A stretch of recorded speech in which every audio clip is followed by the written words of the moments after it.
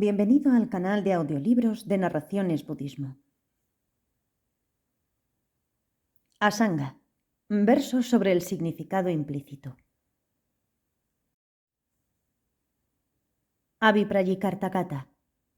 Traducido por Upasaka Losang Gyatso.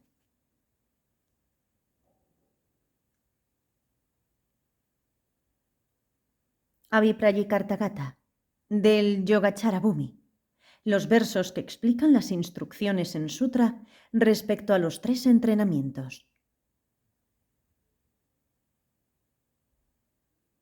Entonces, Brahma Sahampati, nombre de un bodhisattva, fue a donde se encontraba el Bhagavan, y tras haberse postrado con su cabeza a los pies del Bhagavan, se puso a su lado, y permaneciendo a un lado, hizo la siguiente pregunta al Bhagavan empleando el verso: Tú has logrado la perfección en los entrenamientos y has aclarado toda duda. Cualesquiera que sean las prácticas y los puntos de las instrucciones, por favor, te ruego que me digas cómo se abraza el entrenamiento. Hombre virtuoso. La observancia de la moralidad excelente, la observancia de la concentración mental excelente y la observancia de la sabiduría excelente son, en resumen, los 3 entrenamientos. Escucha, así es como uno debe de entrenarse. Uno debería de estar equipado con los 6 miembros. Los 6 miembros de la moralidad. Uno siempre permanece en posesión de la conducta moral. 2. Uno se refrena observando los votos de liberación individual, pratimoksha. 3. Uno perfecciona todas las acciones virtuosas. 4. Uno tiene la perfección del legítimo recurso. 5. Ve con temor las transgresiones leves y graves. 6. Él aprende correctamente y adopta el sendero de los entrenamientos. Dotado con el placer de la concentración unipuntual de la mente. El entrenamiento de la concentración mental se hace por medio de los 4 tipos de concentración o dhayanas.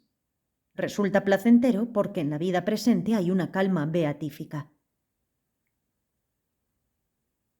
Y debería de estar equipado también con los 4 tipos entre las 4 siempre deberían de purificar el conocimiento.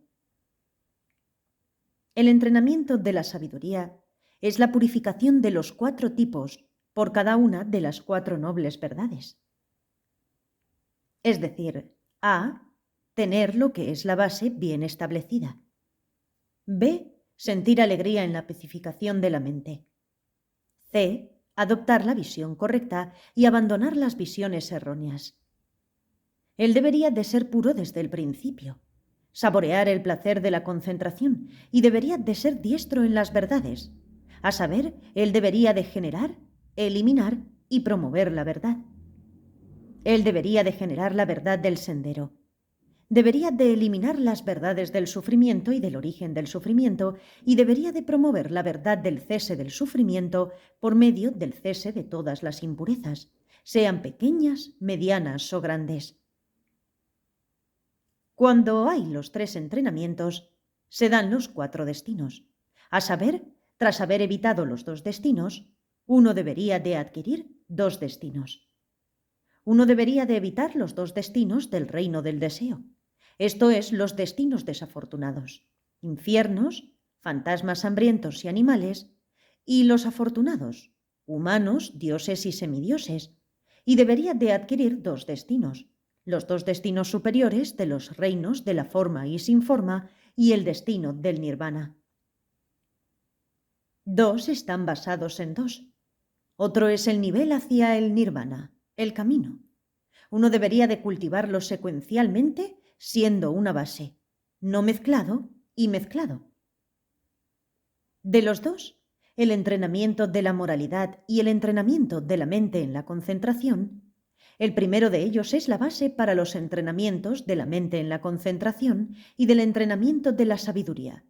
El segundo, el que está en el medio, el entrenamiento de la mente en la concentración, es la base para el entrenamiento en la sabiduría. Y para esa parte del entrenamiento de la moralidad que pertenece a la meditación para abstenerse. El mejor de ellos, esto es, El entrenamiento en la sabiduría es el camino hacia el nirvana. Uno debería de cultivarlos sin mezclarlos, esto es, cada uno por su parte, y mezclado como algo que lleva al final. En lo que el sabio se entrena, eso que va en primer lugar debería de ser sin arrepentimiento.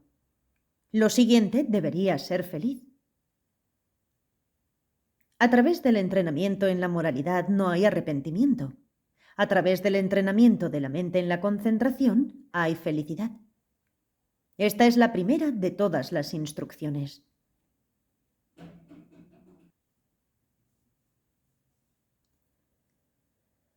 En lo que el sabio se entrena, el conocimiento es para la purificación, y uno siente placer en el surgir de la pureza.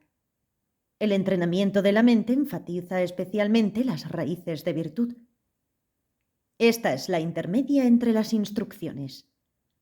En lo que el sabio se entrena, uno liberará la mente y destruirá las conceptualizaciones. Esto se refiere al entrenamiento en la sabiduría. Esta es la mejor de todas las instrucciones. El sendero que se dijo que es el primero, eso es, el camino impuro, y similarmente el camino a los buenos destinos. Eso se sostiene que existe por una sola instrucción. A través del fracaso en el entrenamiento en la moralidad, se da el camino impuro, el cual es el camino hacia los malos destinos. Adhiriéndose al entrenamiento en la moralidad, se produce el camino a los buenos destinos, y cada uno es realizado por una instrucción solo. El sendero que se dijo que es el intermedio, esto es, el sendero que es el camino puro y que no es el camino final. Este se sostiene que no existe por sí. Este sendero es puro con respecto a las impurezas del reino del deseo, pero no está libre de las impurezas del reino de la forma y del reino sin forma, porque no ha eliminado las tendencias latentes de los deseos sensuales. No es el camino final, puesto que por sí mismo, sin los otros dos entrenamientos, el primero en la moralidad y otro, el mejor de ellos, el entrenamiento en la sabiduría, no puede ser completado. El sendero que se dijo que es el mejor, esto es, el sendero que es el camino puro y el camino final, no existe por sí, ni sin los otros dos. El camino que está libre de todas las impurezas de los tres reinos y de las tendencias latentes no es realizado sin realizar antes los dos primeros entrenamientos o por sí mismo. Aquel que se entrena y aquel que no se entrena, se sostiene que ambos son eruditos. Aquel que se entrena y aquel que no se entrena, se sostiene que ambos son necios. Aquel que se entrena correctamente en los tres entrenamientos y aquel que no se entrena voluntariosamente, es el sabio. Quien se entrena voluntariosamente y quien no se entrena correctamente es el necio. Adoptar los entrenamientos tiene tres aspectos. A. La renuncia a las posesiones. B. Eliminación de las contaminaciones. C. Percepción directa de lo cognoscible. Las posesiones son el hogar, la esposa, el esposo, etc. Las contaminaciones son los elementos discordantes con la profunda absorción meditativa. Lo cognoscible son las cuatro nobles verdades. Los tres entrenamientos están indicados en el verso según su orden. Están acompañados de objeto de meditación o bien carecen de objeto de meditación. Son sutiles o burdas y son realizados por la acción correcta, la soledad, la palabra y la inclinación. El entrenamiento en la moralidad no tiene un objeto de concentración definido. Los otros dos lo tienen. Por tanto, el entrenamiento en la moralidad es burdo y los otros dos son sutiles.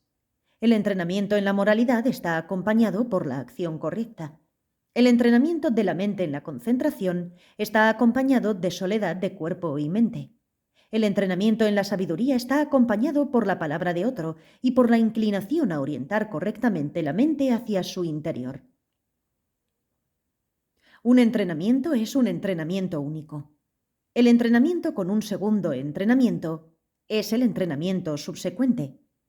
El tercer entrenamiento es el entrenamiento natural. La persona sabia debería de superar a estos.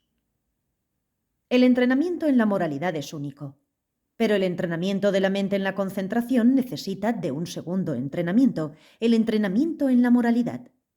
El entrenamiento en la sabiduría no debería de carecer de estos otros dos entrenamientos. Aquel que está más allá del entrenamiento y el arhat han superado estos tres entrenamientos. Su moralidad no debería apartarse del entrenamiento. Debería de poseer el voto. No debería de condenar el buen comportamiento y debería de evitar 5 lugares. El entrenamiento en el que hay que persistir es el de la moralidad. El voto que ha de ser tomado y mantenido es el voto de liberación individual, pratimuksa. Al no condenar el buen comportamiento, no pierde el buen comportamiento. El monje se adhiere a un comportamiento adecuado, evitando 5 sitios: los palacios de los reyes, las carnicerías, las tiendas de licores, los barrios de prostitutas y las casas de los sin casta. Cuando se arrepiente de eso, ya no puede volver a transgredir. Y él debería de proseguir sin arrepentirse. Uno debería de confiar en el entrenamiento y practicar con sinceridad. Él debería de sentir miedo ante cualquier tipo de transgresión, sea grave o leve, y adoptar sinceramente los puntos del entrenamiento. Uno no debería de repudiar la moralidad. No debería de perderla incluso a costa de su propia vida.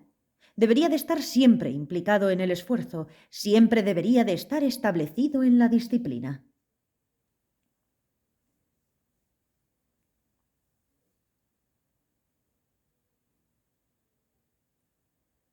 Estas, en el orden dado, son las 4 raíces. 1. Mantener la moralidad. 2. Firmeza en ella. 3. Esfuerzo ininterrumpido. 4. Establecerse en ella continuamente. Uno debería de purificar su voto anterior y también debería de purificar su vida. Habiendo eliminado los dos extremos, él debería de abandonar la aspiración errónea.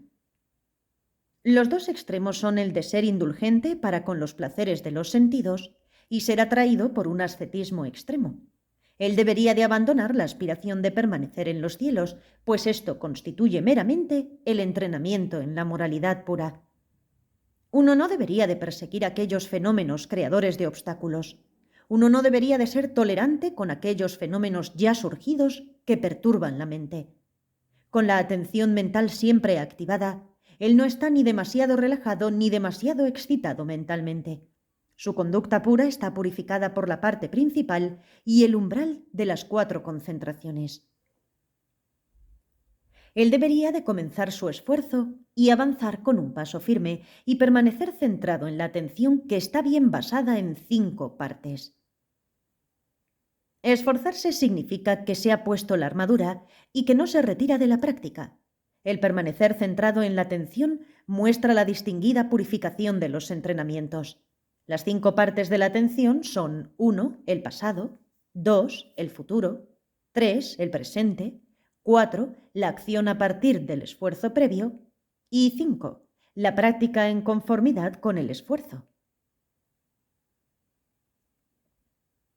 Él debería de ser reservado con respecto a sus virtudes y confesar sus errores. Sentirse satisfecho con sus propias ropas monásticas, etc., sea de mala calidad o muy fino.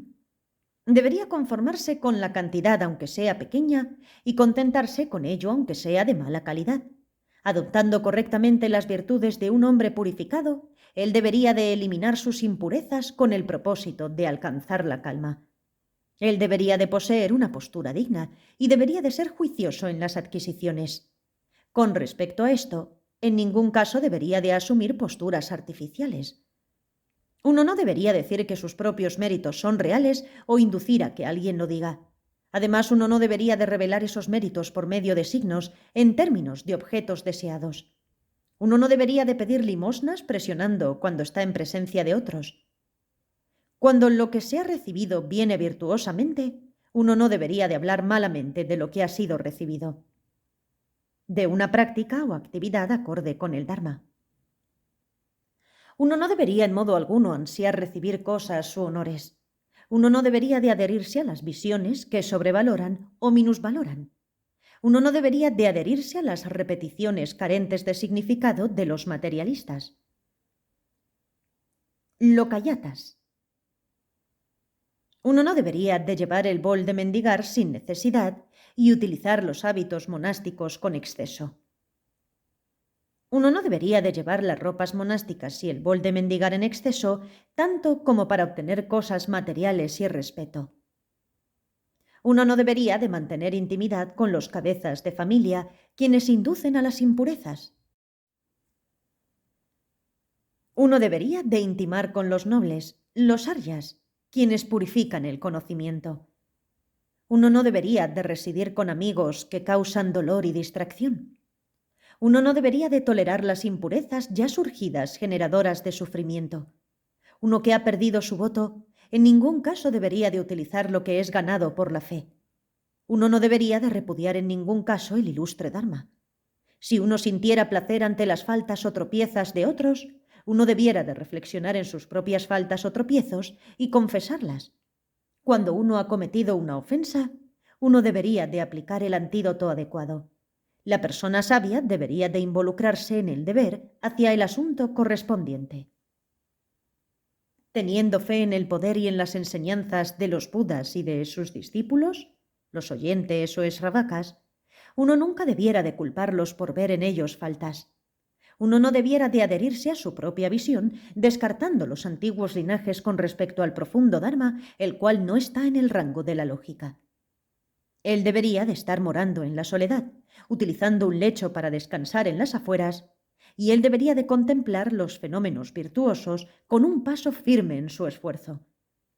Para poder tener éxito en la práctica, él mora en la soledad de cuerpo y mente, con un lugar de descanso acorde con su absorción meditativa. Al contemplar solo fenómenos virtuosos, él no está oprimido por las impurezas secundarias, tales como la debilitación y la dispersión del objeto de meditación. Esto es un medio especial de entrenamiento de la mente en la concentración. Él, tras no tener deseo vehemente, ahora debería generar el deseo vehemente. No echando la culpa, ahora debería de estar culpando. No estando dormido, ahora debería de estar dormido. No teniendo arrepentimiento, ahora debería de estar arrepintiéndose. No teniendo lujuria, ahora debería de ser lujurioso.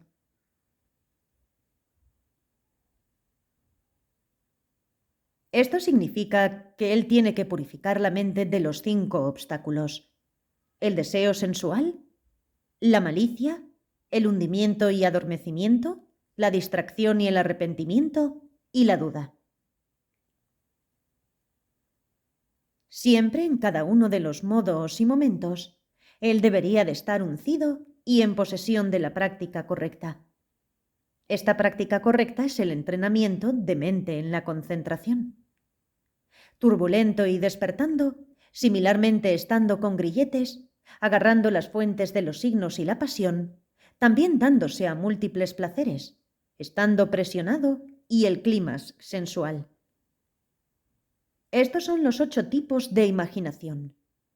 1. Turbulento. En cualquier imaginación que instiga la mente, junto con una orientación mental inapropiada hacia un objeto sensual. 2. Despertando.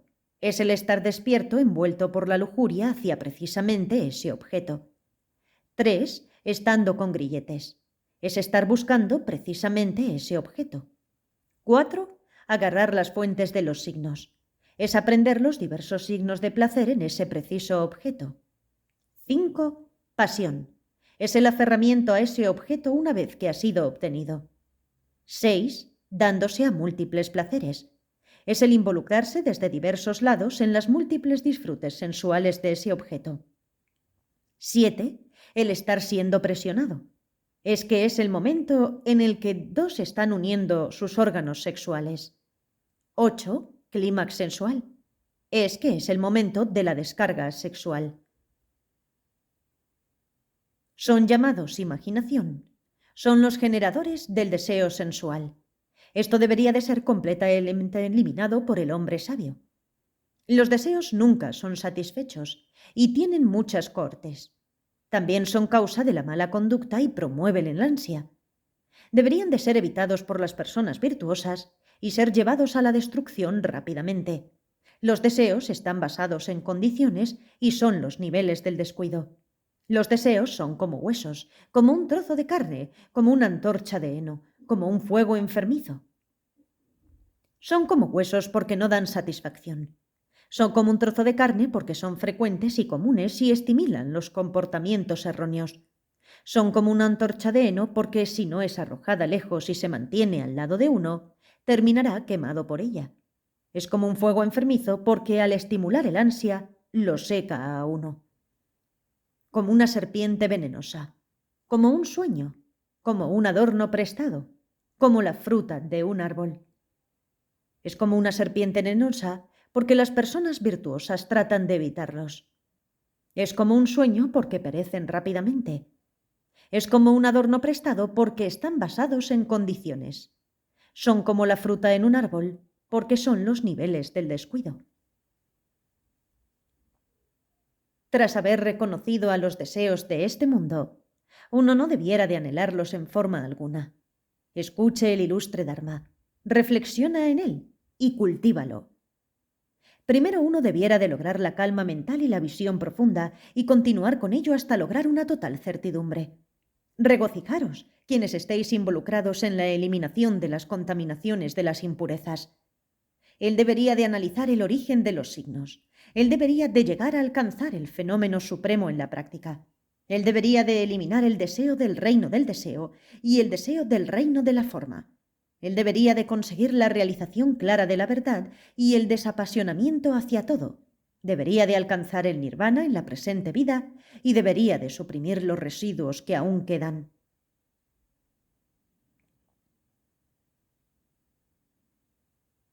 Desde los versos 48b hasta el 51 se muestra el entrenamiento de la sabiduría pura en términos de las 7 orientaciones mentales. La primera de ellas, la realización de las características, es mostrada por medio de la escucha y la reflexión en el ilustre Dharma. La segunda, la convicción, es mostrada por el cultivo del Dharma. La tercera, el retiro, es mostrado por las expresiones calma mental y visión profunda. La cuarta, la atracción cautivante, es mostrada con la frase continuar con ello hasta lograr la total certidumbre. La quinta, la orientación con comprensión, se expresa con debería de analizar el origen de los signos. La sexta, el nivel final de aplicación, es mostrado por llegar a alcanzar el fenómeno supremo en la práctica. La séptima, el fruto del nivel final de aplicación, es mostrado por él debería de eliminar el deseo del reino del deseo y el deseo del reino de la forma. Él debería de conseguir la realización clara de la verdad y el desapasionamiento hacia todo. Esta séptima orientación mental, llamada el fruto del nivel final de aplicación, es el fruto mundano, el nirvana con residuos, y el fruto supramundano, el nirvana sin residuos.